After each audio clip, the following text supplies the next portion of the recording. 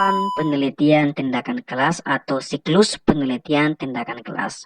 Oke teman-teman.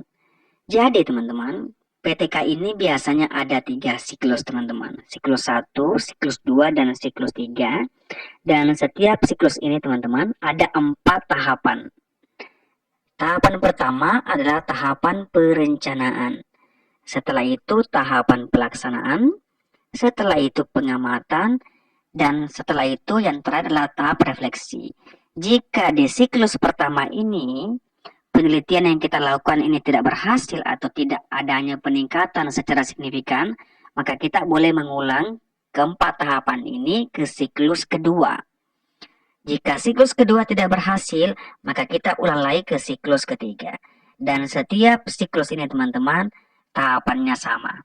Jadi dimulai dari perencanaan, kemudian pelaksanaan, kemudian pengamatan, dan yang terakhir adalah refleksi.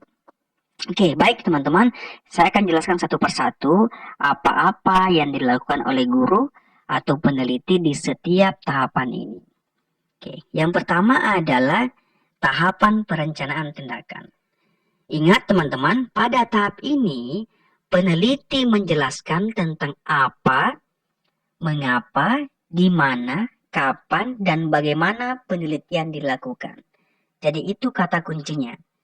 Dalam kegiatan ini, peneliti atau guru atau kita sebagai peneliti, kita harus menjelaskan persiapan pelaksanaan penelitian.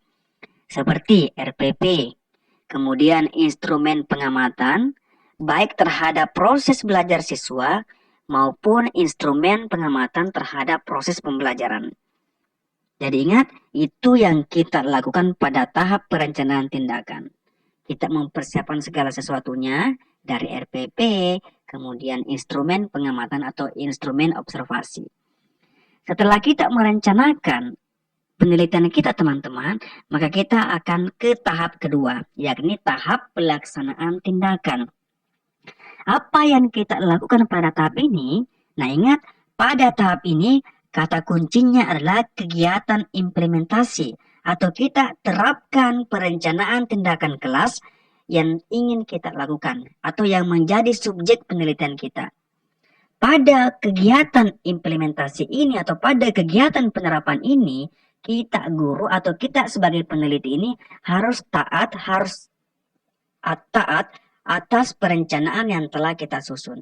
Jadi ingat, kata kunci dari pelaksanaan tindakan adalah tahap menerapkan perencanaan yang telah kita susun. Itu kata kuncinya. Setelah kita melaksanakan tindakan tersebut, akhirnya kita beralih ke tahap pengamatan atau tahap observasi. Apa yang kita lakukan pada tahap ini? Pada tahap ini ada 2 kegiatan yang kita amati. Yang pertama adalah kegiatan belajar siswa, dan yang kedua adalah kegiatan pembelajaran. Ingat, hasil observasi ini atau hasil pengamatan kita terhadap kegiatan belajar siswa dan kegiatan pembelajaran ini nantinya akan bermanfaat atau akan kita gunakan sebagai bahan refleksi untuk perbaikan pembelajaran berikutnya. Oke, setelah kita amati teman-teman, yang terakhir adalah tahap refleksi. Apa itu tahap refleksi teman-teman? Inti dari kegiatan refleksi adalah kegiatan evaluasi, analisis, pemaknaan, penjelasan, penyimpulan, dan identifikasi tindak lanjut dalam perencanaan siklus selanjutnya. Nah, dari hasil refleksi ini kita gunakan sebagai bahan pertimbangan dalam merencanakan atau merancang kegiatan siklus berikutnya. Jadi itu kata kuncinya. Jadi ingat, ada 4 tahapan PTK.